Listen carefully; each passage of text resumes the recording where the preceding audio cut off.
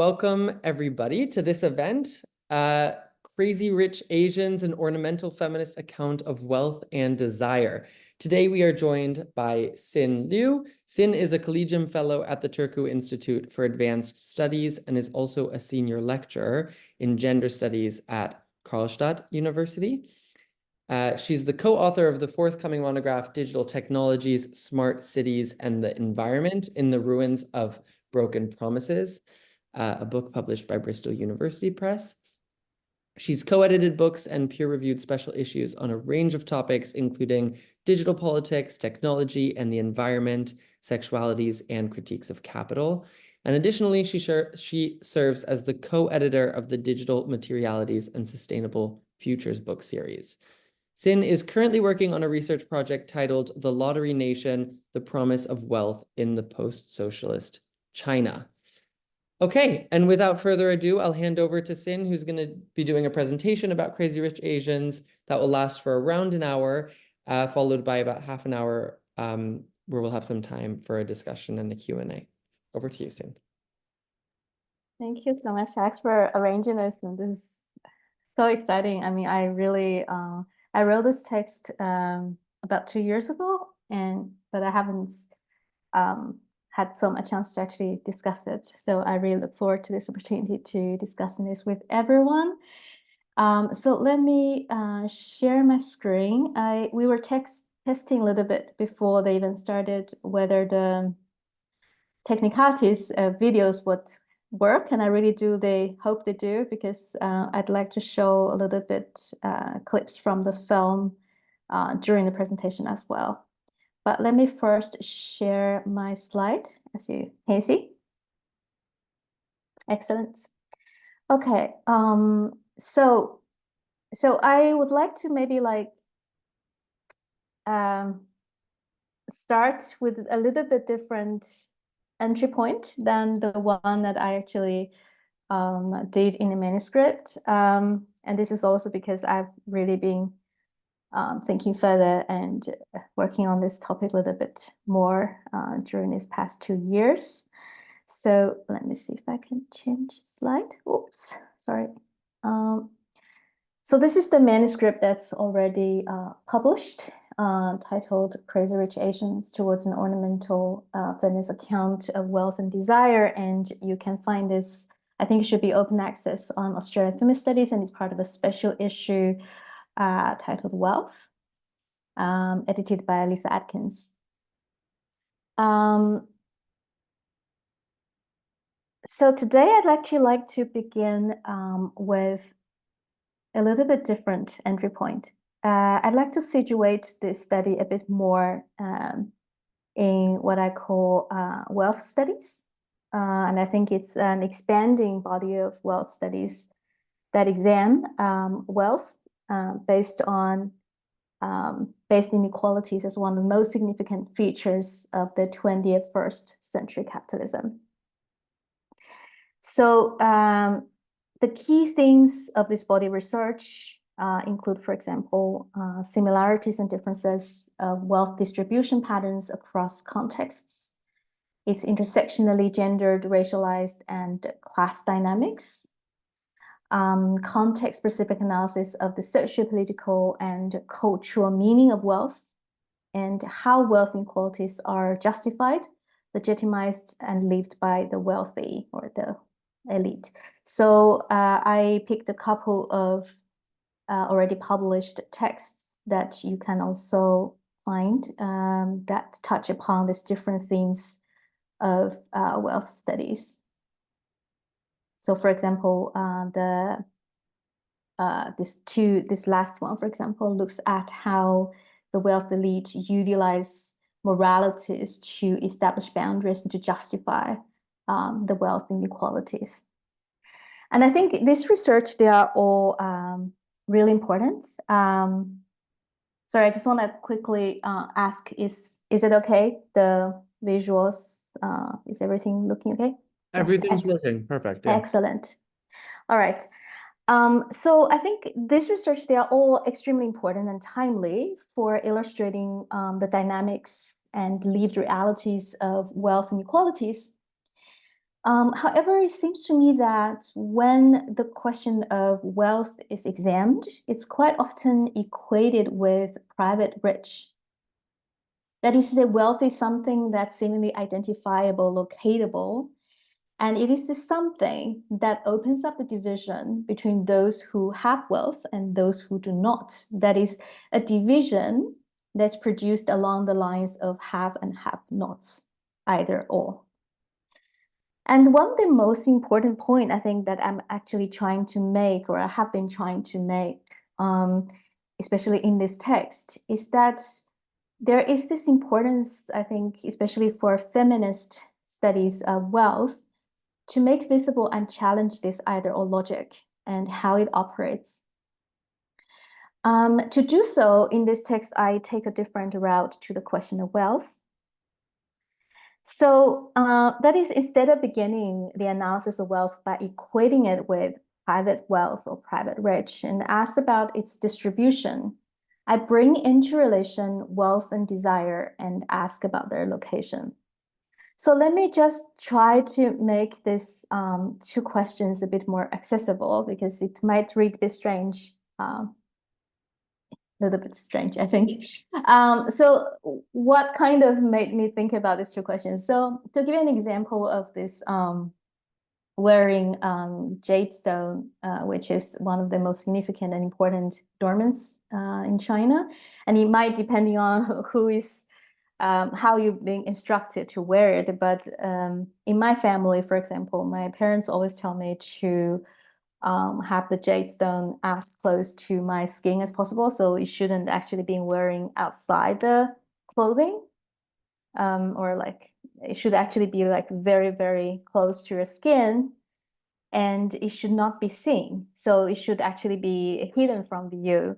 And the argument for that is because the jade stone, it actually becomes this wealth attracting and wealth drawing object that actually allows the person who wears it to also become a person that's capable of drawing wealth to them. And so I always find this quite interesting, because this is really something keeps me wonder. So where exactly is wealth and desire located? So wealth is actually often seen as the object of desire. That is, it is what desire desires and comes to represent desire. The accumulation of wealth is considered excessive and often at the cost of environmental and corporeal needs. Such an account of wealth follows an either-or logic that produces a set of oppositional terms, such as nature or culture, desire or need, wealth or necessity, luxury or survival.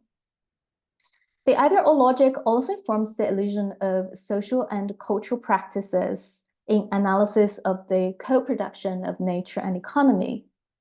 Even in accounts where social and cultural questions are mentioned, the primary concern is how they function to sustain and naturalize capitalist mode of production, appropriation, and accumulation. Similarly, wealth desire is routinely relegated to the sphere of the psychological, the subjective, the cultural, understood of as outside and separate from the natural and the objective. So as S. Charushila succinctly points out, and here I quote it at length, aspects of desire, such as desires for social justice or environmental sustainability, can enter the economic as a need to address externalities, as infrastructural issues of law and healthcare and sewage due to market failure.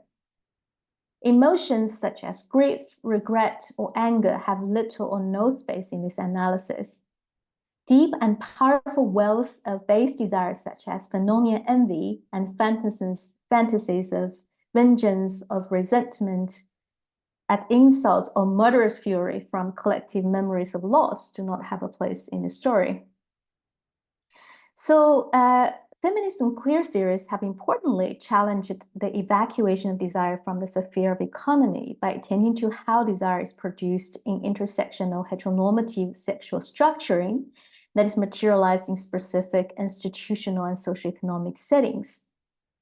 The multiplicity of desire traverses and makes untenable the strict boundary installed between desire and need, imagined and real, non-material and material, which leads to a politics of either or that informs, for example, the debate between recognition and redistribution. While these strands of work provide important insights into the multiple relation between desire and economy, it seems to me that their theorization still remain tethered too, even as they problematize the either or logic. For example, in the place of either desire or need, either wealth or scarcity, either nature or culture, much feminist and queer theorizations have opted for their intersections, which leaves unaddressed what constitutes their separation in the first place. So in this article, I try to think about this question of desire further by not simply asking when desire enters the sphere of economy, which has been asked and addressed, I think, by important feminist and queer theorizations, nor do I simply ask how economy and desire become entangled. Rather, I try to think the either or logic, how it is realized, how it functions, and how it actually might be confounded by the how, the what, and the where of the relation between wealth and desire.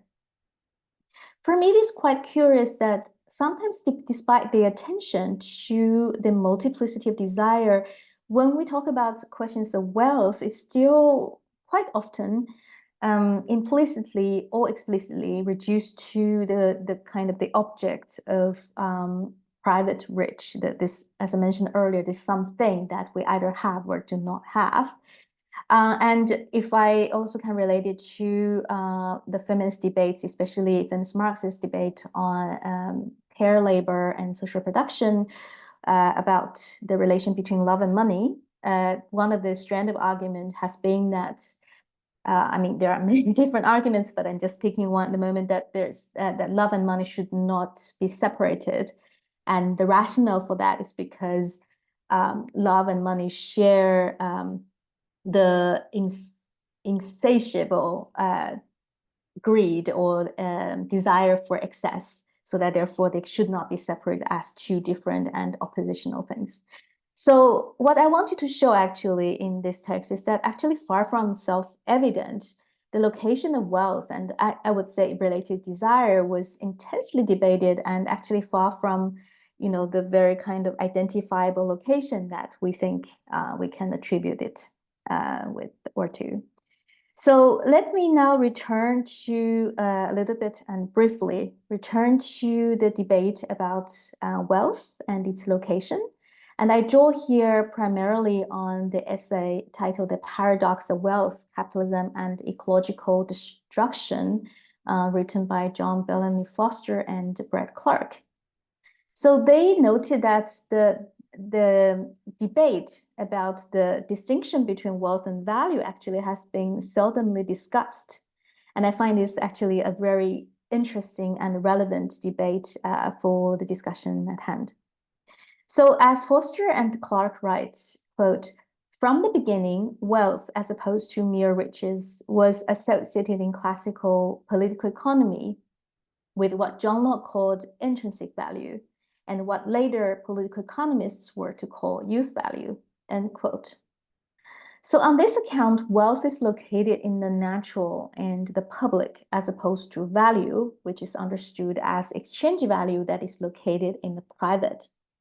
And this wealth and value distinction is key to the thesis of Lauderdale paradox, which persists that, quote, "The increase in scarcity in such formerly abundant but necessary elements of life, such as air, water, and food, would, if exchange values were then attached to them, enhance individual private riches and indeed the riches of the country, but only at the expense of commonwealth," end quote.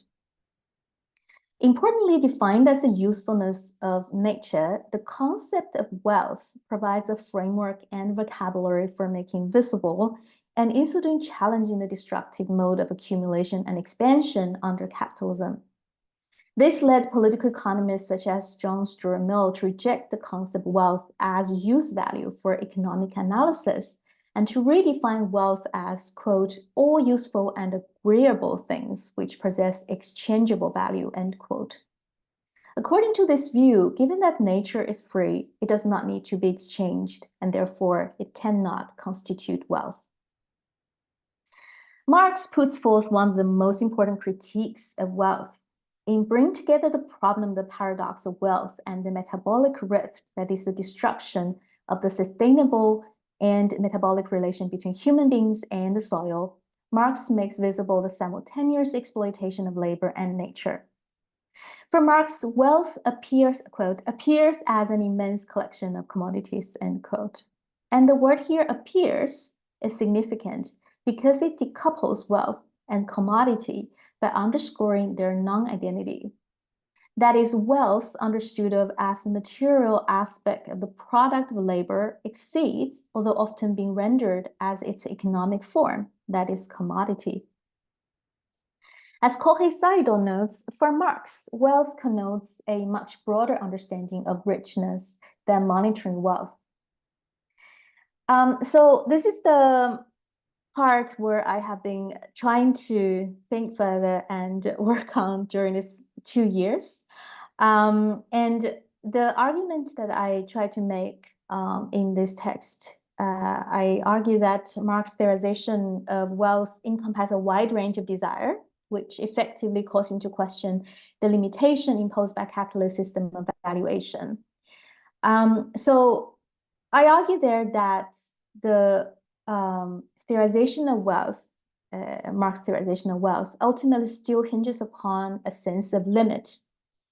That is the limit, and in the text, I argue that it's the limit of nature or resource. But I think the current understanding, and I think this is something I'd like to, of course, further discuss with you, is that this nature, of course, as Marx himself also says, including both nature and humanity's own nature.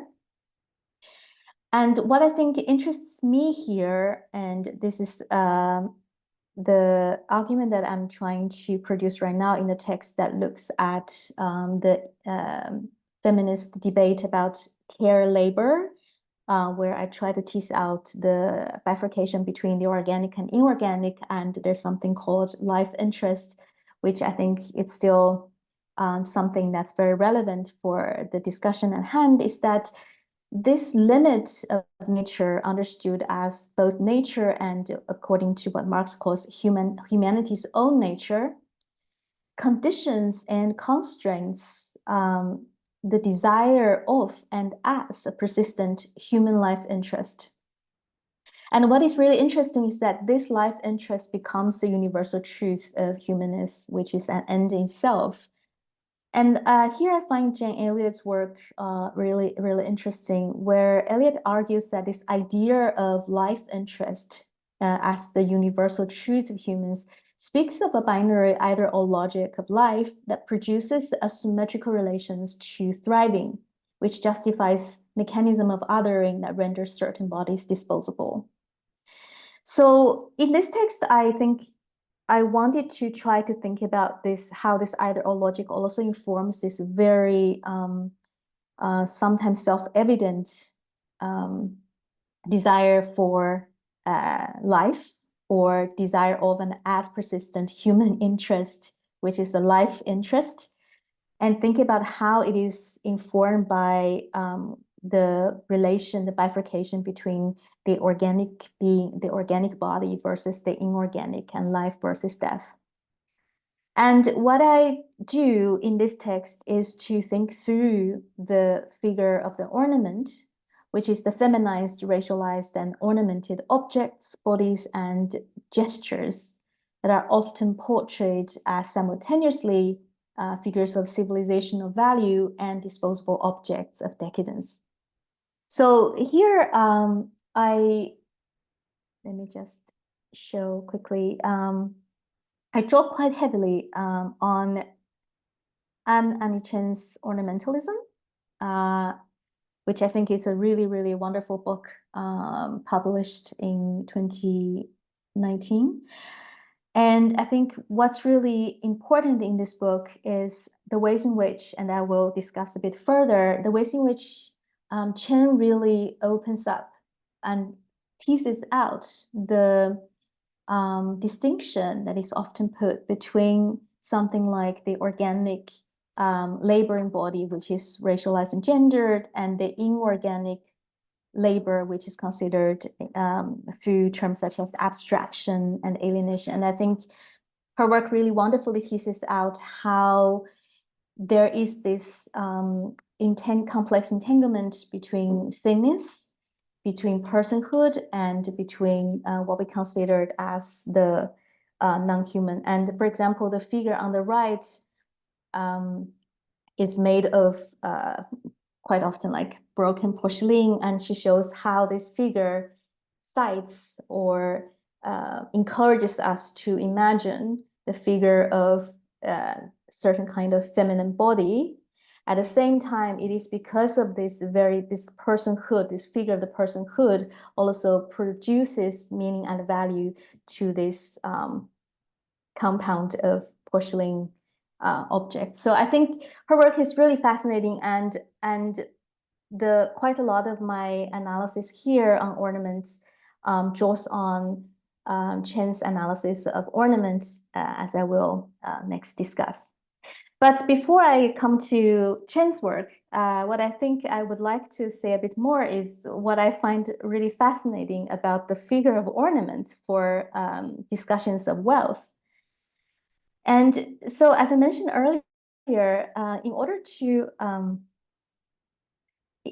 advance the theory of wealth actually as a representation and a metaphor for desire, understood as abstract, speculative, and social, the ornament actually played a huge role. And I think this probably is often less discussed in current discussion about wealth or about the relation between wealth and value.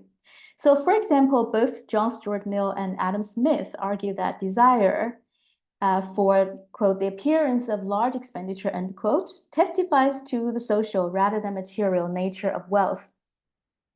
That is, what is desired is not so much the intrinsic value in things, but how they come to represent wealth, whose value is fictitious and whose form is contingent and hence limitless. For Smith, the ornament exemplifies the sense of desire, and as he writes, quote, the desire for food is limited by the desire of the conveniences, and ornaments of buildings, dress, and household furniture seems to have no limit or a certain boundary, end quote. So there's always this question of what animates desire and what animates the desire for example, economic growth, for wealth. And what is really interesting is that I've been wondering about this a lot. What is this magic power of these desired objects, such as ornaments, that enables such a strong association between personal consequences and the sign of wealth?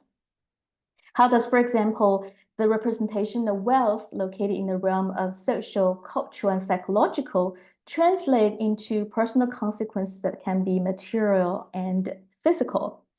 And how do the supposedly unnecessary and fictitious objects of desire, such as ornaments, that is often used to signify, for example, individual economic privilege and class positions, ground and realize the necessity and universality of unsatiable desire, which, according to Smith, is human nature.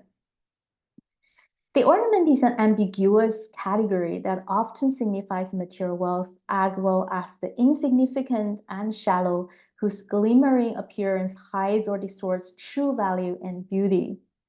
From a different perspective, and if we recall the example I provided earlier about wearing the jade stone, the ornament is also considered a prosthetic possibility that animates the wearer.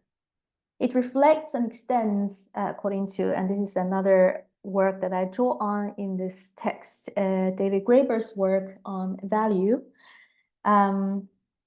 So Graeber also writes a lot about ornament in this book, and one of the things is about how, and I find that really inspiring, is how ornament actually functions as a process of reflection, extension, and action. That is to say, extends oneself or person into something outside the body and acts on it. So this dynamic implication of action, reflection, and extension confuses and enacts a location of power, understood as a power to act and be acted upon. Moreover, as words such as reflection and mirroring indicate, this movement takes place or shape through the visual registry of the visible and invisible. So I think for Graeber's account of value via the figure of ornament, one of the very important thing or the dynamic is how the visible and invisible are always in this relation of a toggle. So it's never simply visible or invisible. And so this is a quote from Graeber, quote, "The very perception of one's own image implies the existence of an unseen agent who is seeing it. Looking at a thing is always looking at a mere fraction of the thing. The viewer is always at least vaguely unaware that there is something further underneath," end quote. So the ornament is often seen as embodying and making visible a hidden power, which is identified with their owner's ability to act upon the world. And it's not surprised then that actually ornamentation practices originate from the desire to access and replicate power beyond what is considered a human. But what I find also really interesting is that why is hiding? So for example, in the jade example, there's always this sense like you need to hide the ornament. And this is something also Graeber shows quite a lot in his analysis in the book. So you cannot make it visible. So I often wondered, why is hiding necessary? Why do we have to hide the ornaments that is supposed to bring us or draw wealth towards the wearer? And I think the answer is this. If the ornament is simply visible, it betrays the objectness of the holder, whose desire is made possible and driven by the ornament. Ornament allows this possibility. But if the ornament is merely invisible, it cannot extend the holder's capacity to act on the world. So in both cases, the holder loses their desiring and wealth-generating capacity. It follows then that the practice of making invisible is what conditions desire and wealth. It's important to underscore that this process is shaped by the material specificity of the ornament and the socioeconomic context in which it is located. And this is where I find Chen's work also extremely important in relation to Graeber's writing about value and ornament, because Chen's theorization of ornament really tried to also tease out the very kind of material specificity of the objects of the ornaments that she studies and the ways in which the specificity shapes and is located in a specific socioeconomic and historical context.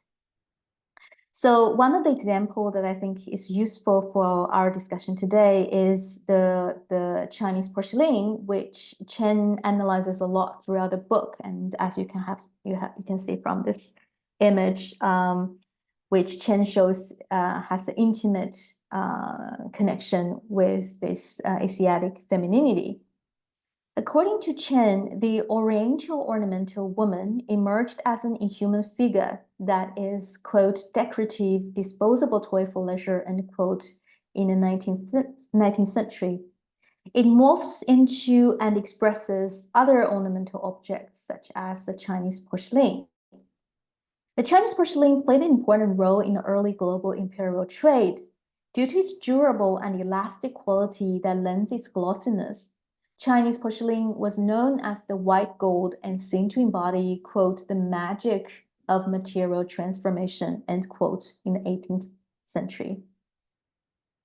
As Chen explains, quote, the seemingly tried association of Asiatic female skin with porcelain thus in fact carries this profound and layered history of ornamentalist transformation, affecting the merging of flesh and matter, persons and things. Importantly, Chen's theorization of ornament makes visible how the material specificity of ornament in the case of synthetic quality of the Chinese porcelain shapes the relation between desire and wealth, subject and object, in racialized and gendered ways. And I think here the material and contextual specificity is extremely crucial, and why I think this is so important is that Chen does not reduce the ornament to be this very kind of flattened figure of the supplement, which is to say that this in-between figure, this figure of radical relationality that bridges the organic and she does not do that. And instead, she really shows why the material specificity matters and matters differently in specific historical period, and how that also shapes different understandings of, for example, Asiatic femininity. So to give you another example, again, the porcelain, it changed. So remember earlier I said about porcelain being this white gold and was highly valued and comes to signify a specific kind of Asiatic femininity. This understanding changed with the changing relation, deterioration between the Euro-American and China relation in the 18th century. So as Chen writes, the Chinese porcelain instead of being this white gold, started to connote tacky crockery, and was compared, for example, in 1996 to the Chinese women's gymnastic team at the 1996 Summer Olympics, where the performance of the team was considered as being cracked and not good enough. So instead of reducing this ornament to this very kind of flat description of dynamic relationality, Chen's analysis really shows that the specific understanding of the material specificity of this ornamental object reflects and shapes and is shaped by the changing racial imagination, for example, in this case, the racial aesthetics of Asiatic femininity. Another example that I find extremely useful and interesting for my analysis, which I will show very quickly, is the material effect of the shine. And as you can see in the picture on the left, this is one of the example or case studies in Chen's book, where Chen observes how the dancing body. So this is from the movie Piccadilly, and the actress was wearing this headdress. So Chen analyzes how the shine from this body becomes like when she circulates in the room, and the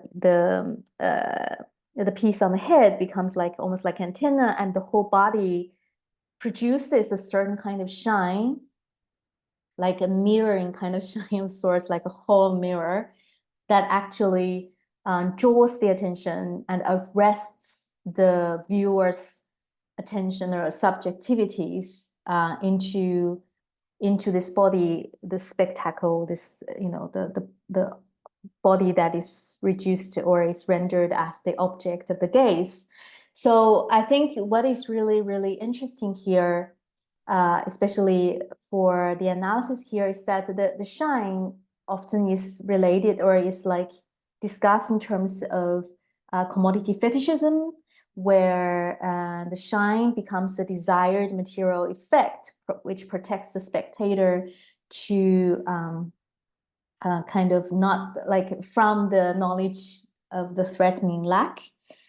But here the binding and the resting effect of the ornamental body and here the material effect is also a result of bodily movements, articulates an alternative mode of thinking about objects or thingness or the life of the object, where, as Chen argues, that it becomes indifferent.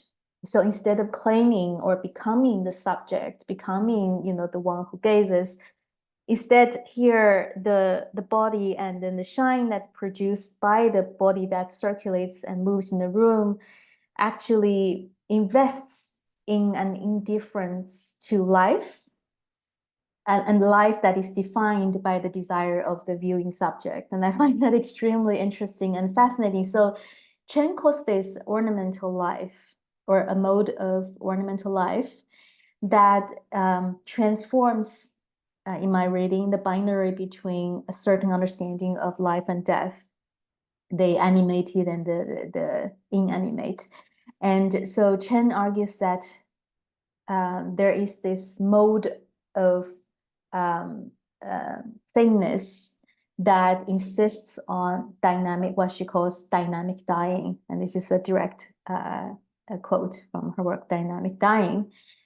So for me, I draw on these different aspects from Chen's and Graeber's work to try to think about how the ornament can function as a critical lens, as a figure to think about wealth and desire. Because I think in Chen's work, it's more about desire, and in Graeber's work, the ornament functions more as a way of thinking about value and valuation. And I want to kind of bring this together and think about how we can bring together questions of desire and wealth, and again, asking about their location.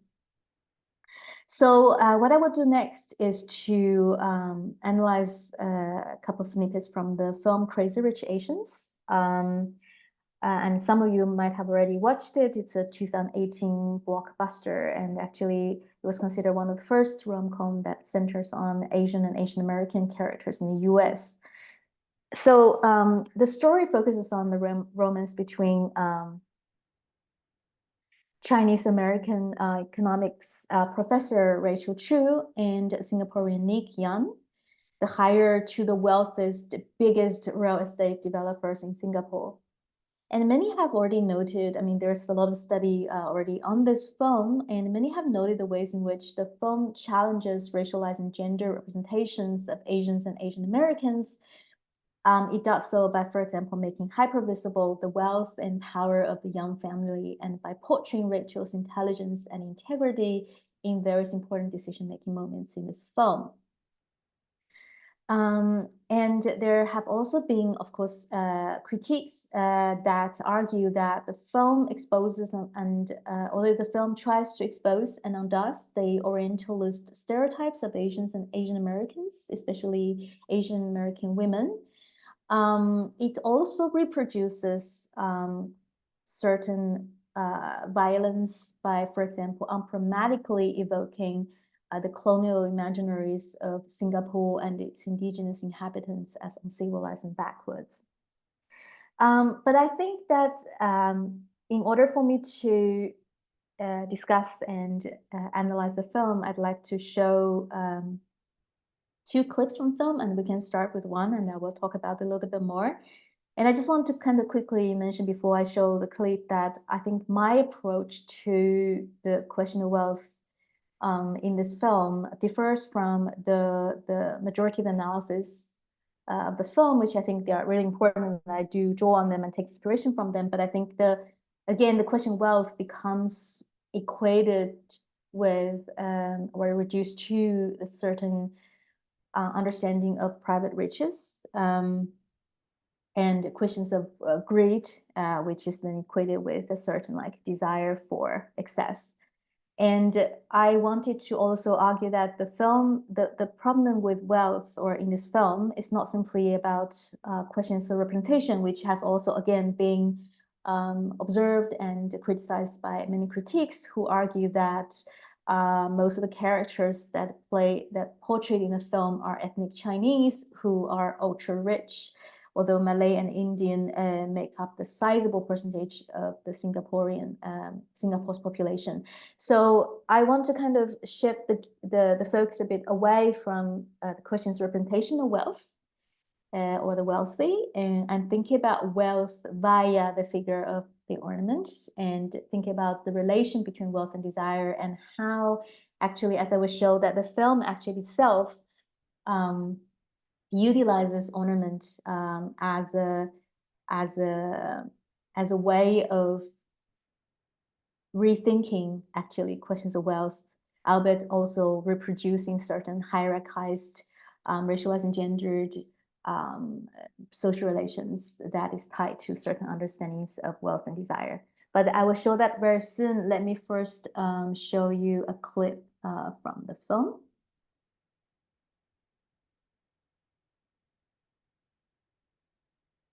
Oops, sorry.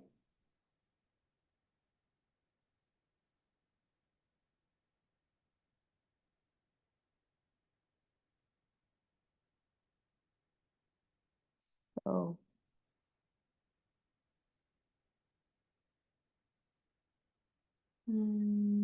sorry, just need to figure out where the,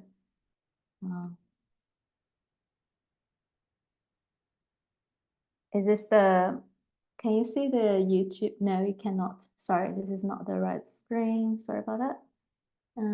Yes. Okay. Now you can see, yeah? Yes. Okay, let me, all right, let me play this clip.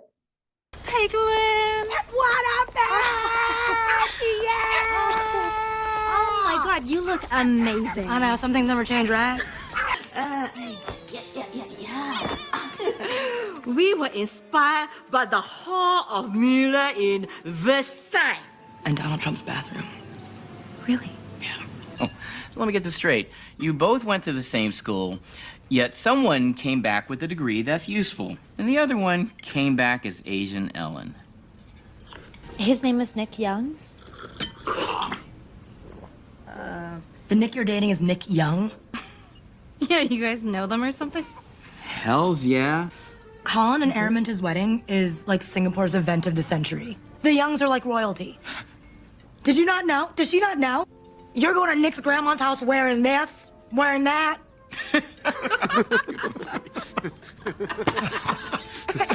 These people are so posh and snobby, they're snoshy. Ew. Yeah, but Nick's not like that. Even if he isn't, I guarantee you the family is. Which is why tonight, you need to not look like Sebastian of The Little Mermaid. You know, the little crab guy. Thank you for driving me. Does like my one chance to see the Young family mansion. You actually use the okay, all right, that's hi. So we'll just hello, sir. How are you? We're here for the party and we come in peace. He's on the phone. He's on the phone. Is that a gun knife? It's a knife gun.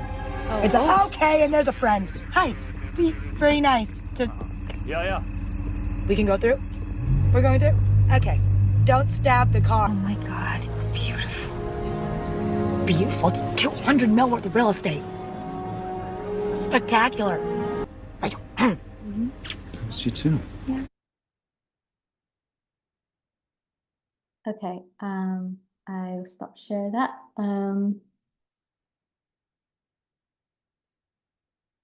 Okay, so that's actually a edited clip, I think. All right, so what I actually find really interesting, I mean, the figure of Peikling, which is one of the, I think, you know, really important actually figure in this film.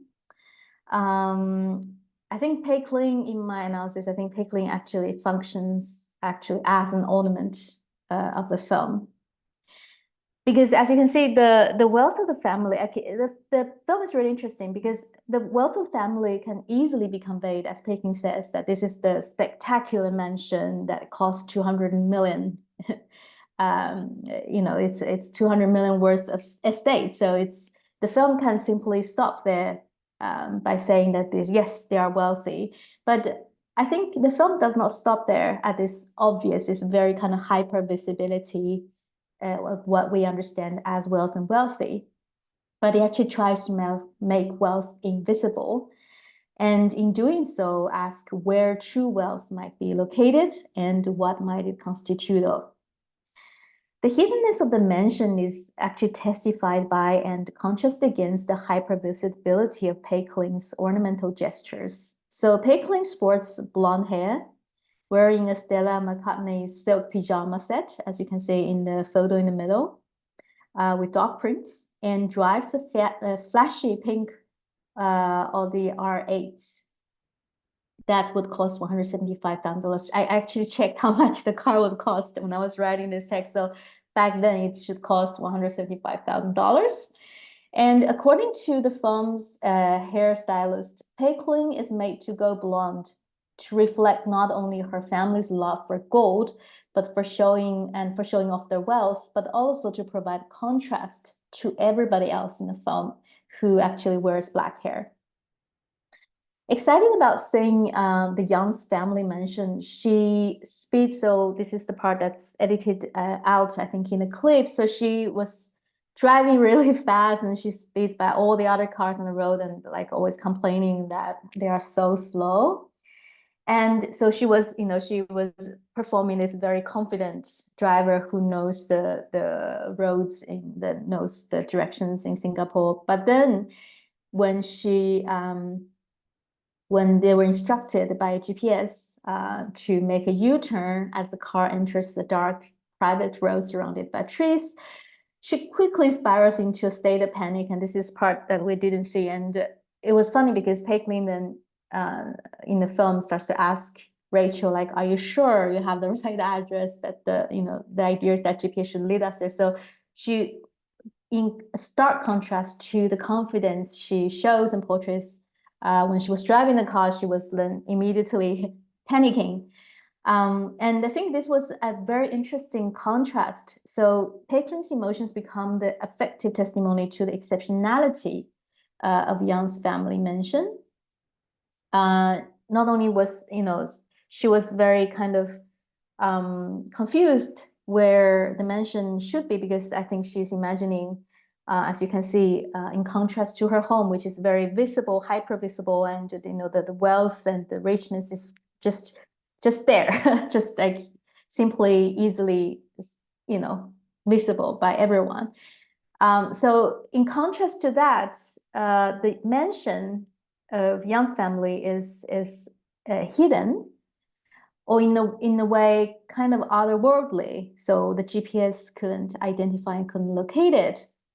So Pei Kling's excitement and panic also contrast the calm manner of Rachel, who actually, despite just learned how wealthy, as we could see at the dinner table, everyone was really shocked that she was actually she's dating Nick, who is the higher of the wealthiest family in Singapore. So Rachel didn't know, she didn't have any knowledge about this, and still she seems very calm in this entire scene. And so this was an interesting, I think, contrast between Rachel and Pei Kling.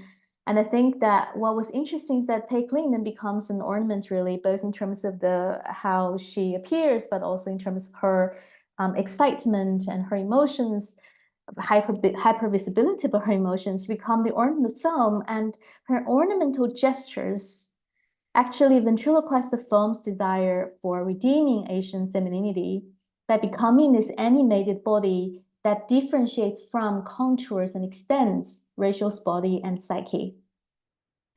And Pei Kling and her family's performance are one of the most comedic elements of the film, characterized by cartoonish gestures that are mirrored and supplemented by their choice of ornaments. So the colors and styles for Pei Kling's family are really loud and excessive, that look and feel plastic. As the film's costume designer explains, their clothing and style make them kind of like anime characters. So the designer in an interview said that if it had a rhinestone on it, the family would wear it really, really big.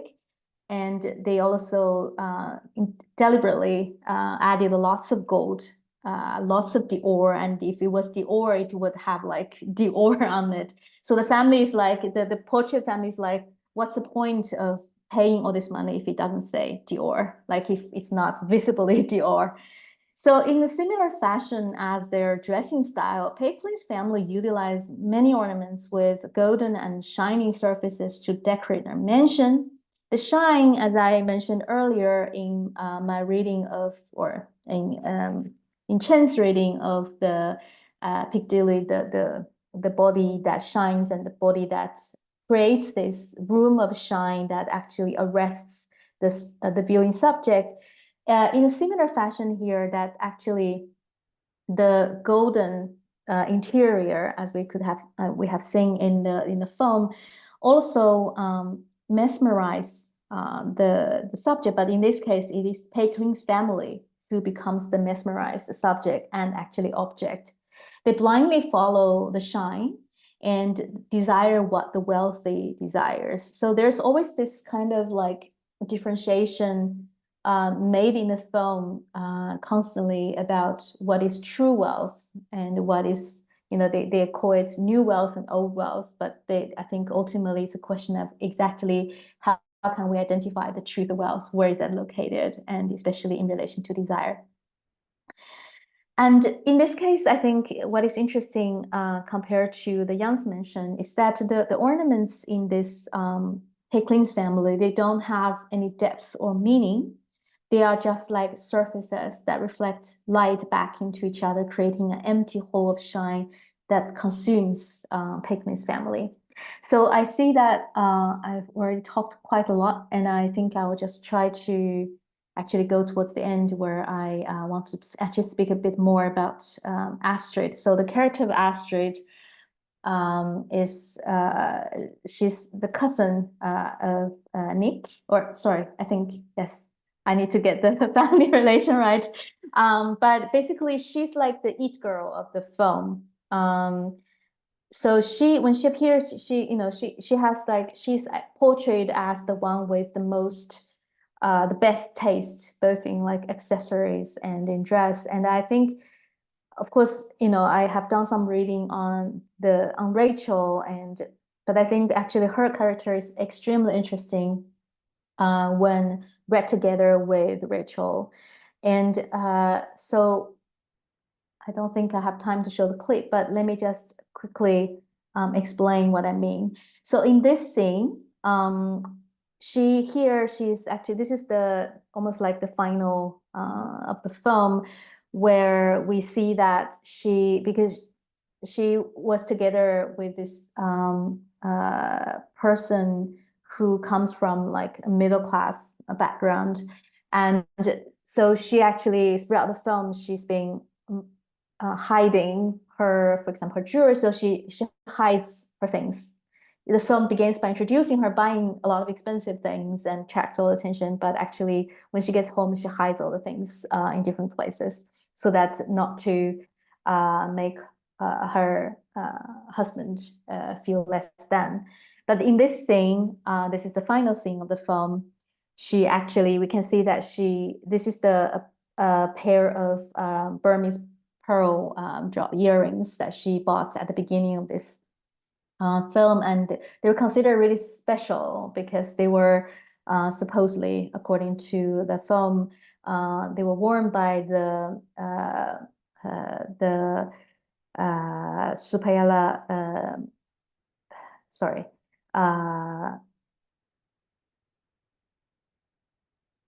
let me just check so I get the facts right. So she chose this pair of earrings at the beginning because of them being extremely special. They were worn by the last queen of Burma, who reigned the Mandalay between 1878 to 1885. And these were chosen and these were worn by Supayala on the self-anointment ceremony. So in a way, they kind of embodies, they become the ornament that also embodies the desire for, I think, the power and self-determination. And so at the beginning of the film, she bought this and she hid them on the top of a cupboard. And then at the end of the film, she took them down and then she looked at herself in the mirror, and as she was wearing this pair of earrings.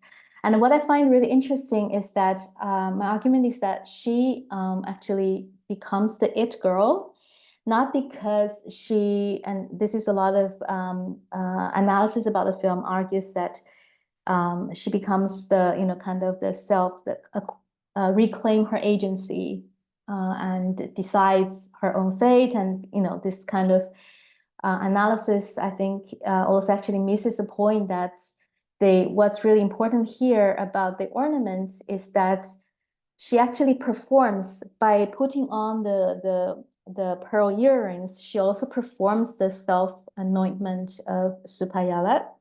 So in a way that she claims her subject position by deliberately objectifying herself to the animating force of desire and wealth that earrings makes invisible. And so she becomes the it girl.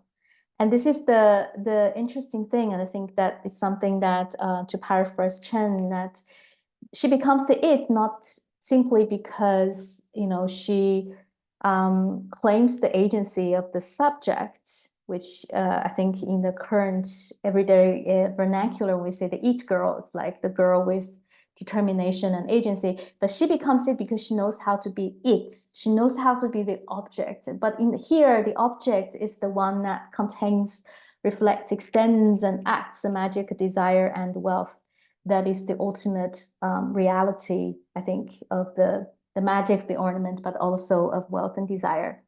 So let me end this talk actually by asking once again, where do you think wealth and desire are located?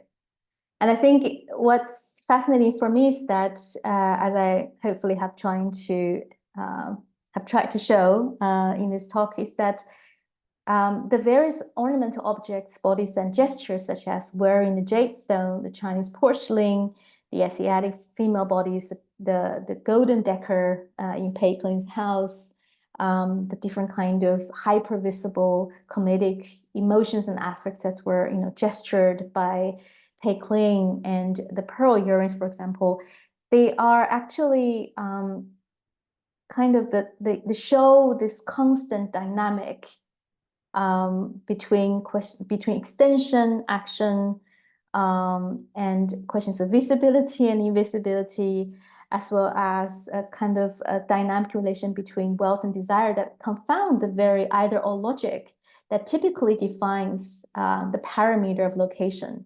So location is based on the identifiable parameter of identity and difference.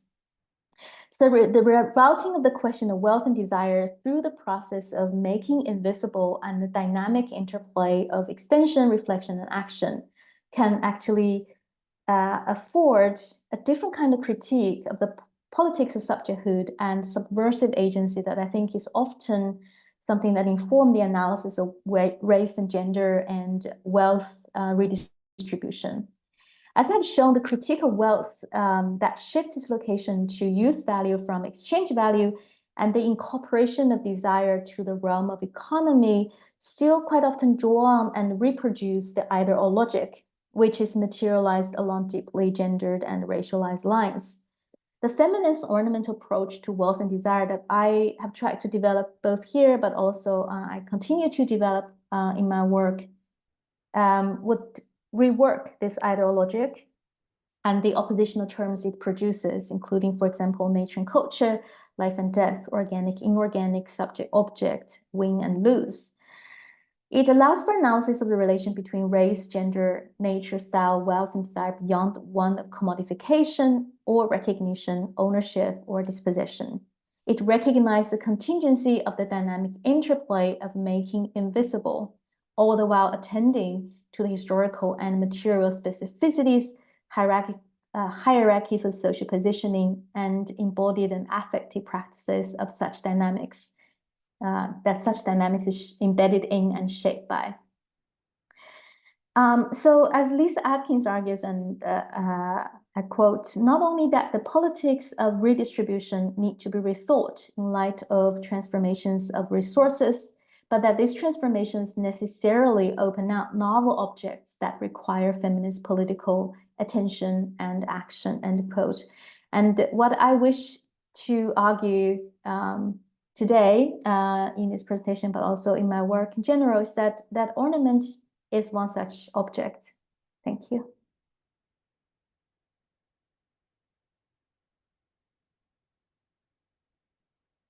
Amazing. Thank you so much. I really, really enjoyed that. Gosh, I was like, damn, I wish I was in film studies and did something cooler than international politics. That was really such a blast. Thanks. Thank you. Okay, so we still do have some time, like 20, 25 minutes, for a bit of a discussion or a Q&A.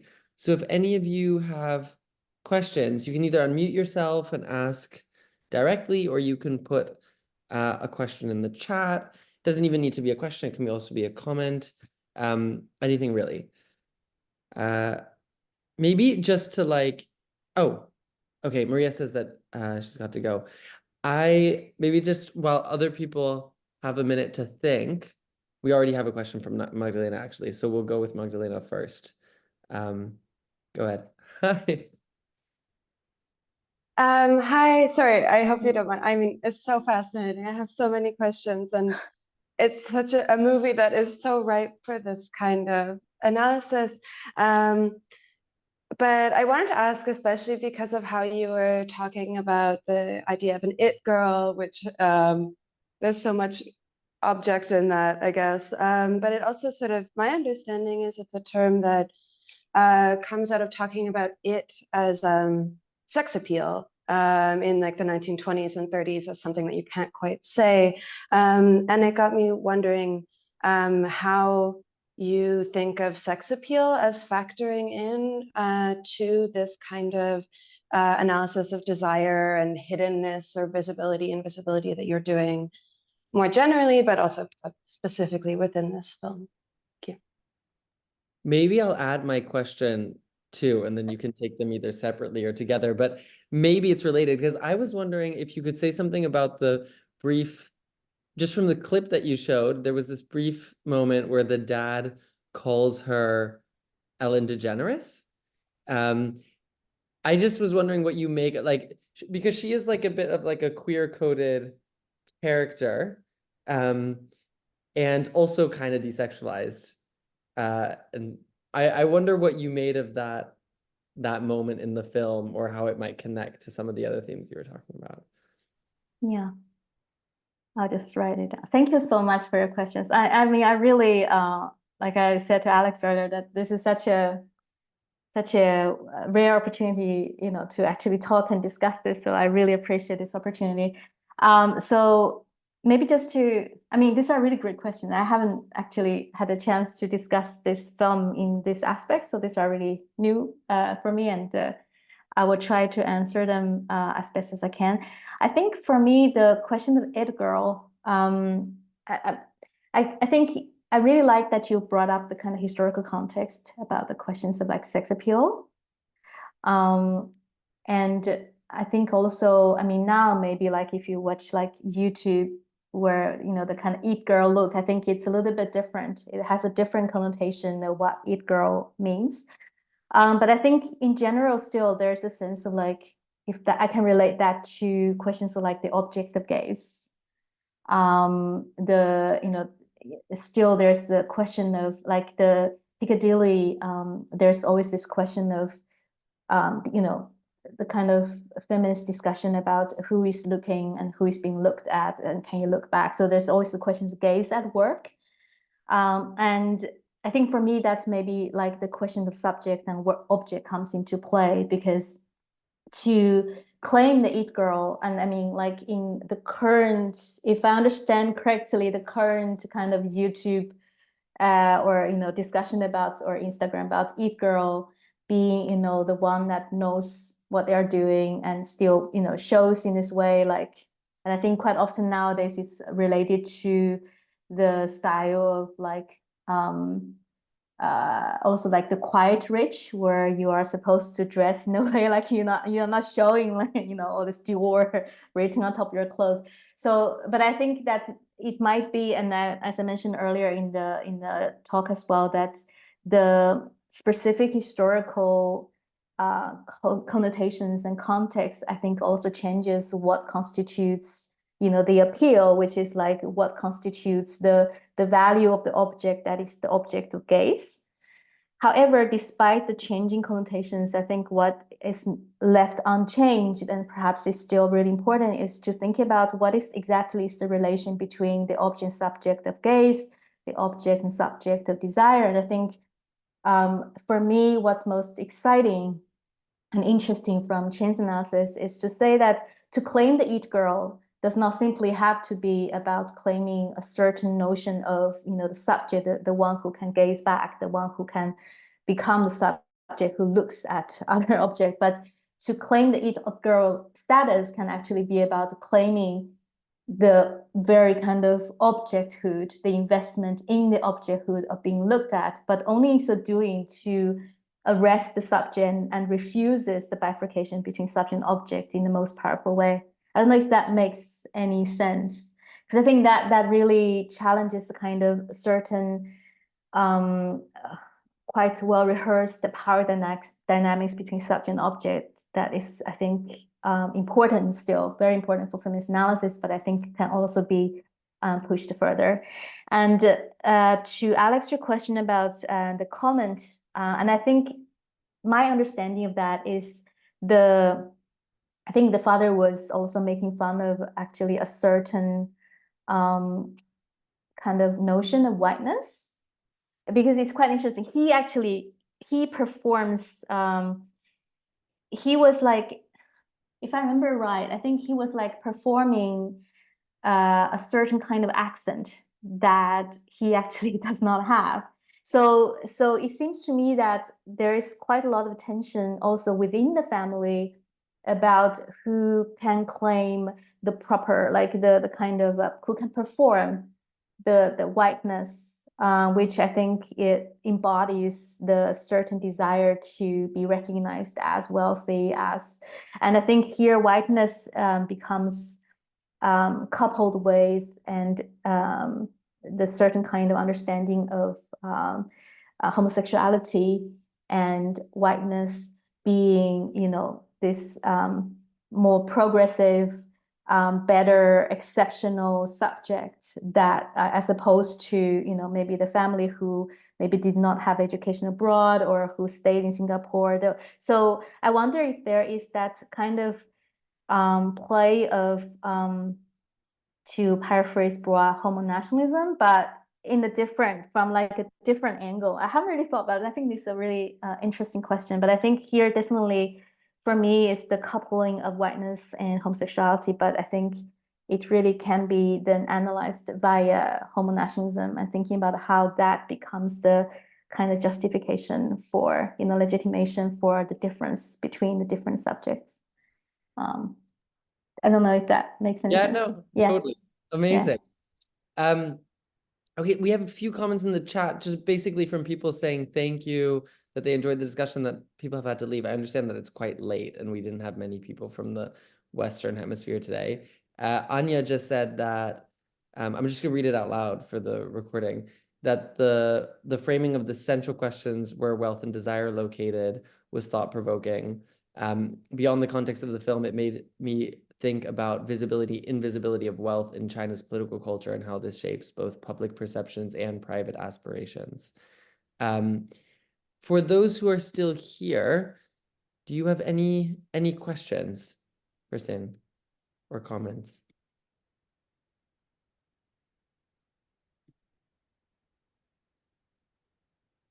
Okay, well then I'd still like to thank everyone who's here for sticking with us to the end. And of course, thank you so much, Sin, for your presentation.